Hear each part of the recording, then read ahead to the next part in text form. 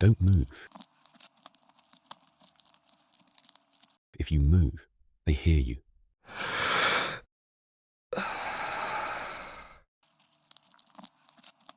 You haven't eaten in 2 days. And something in this room hasn't eaten either.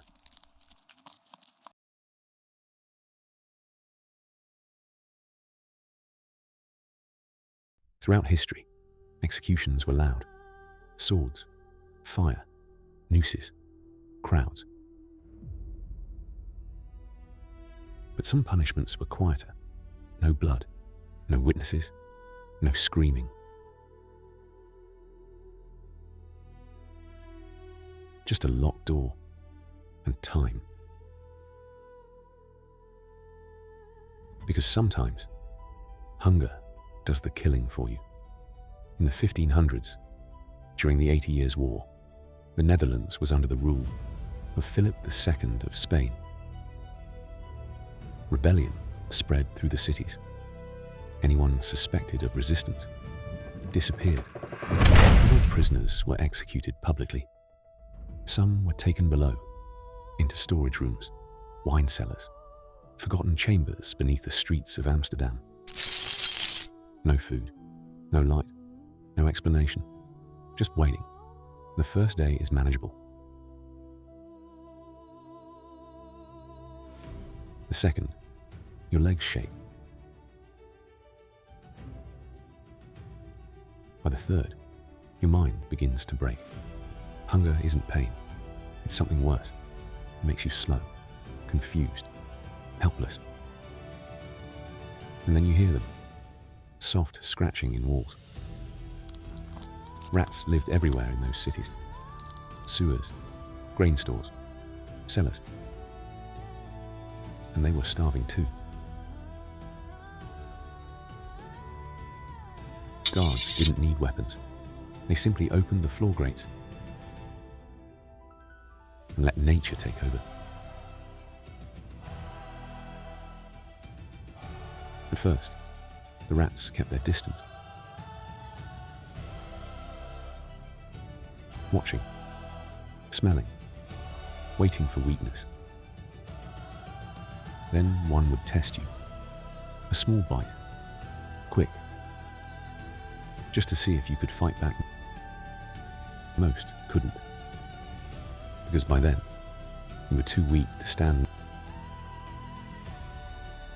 No swords, no executioner, no one technically killed you.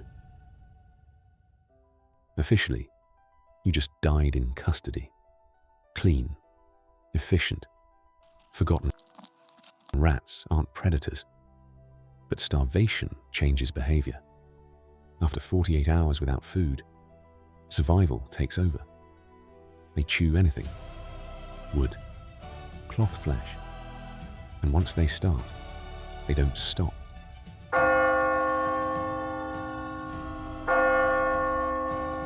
In cells used by the Spanish Inquisition, fear itself was a weapon. Prisoners weren't always tortured immediately. Sometimes they were left alone.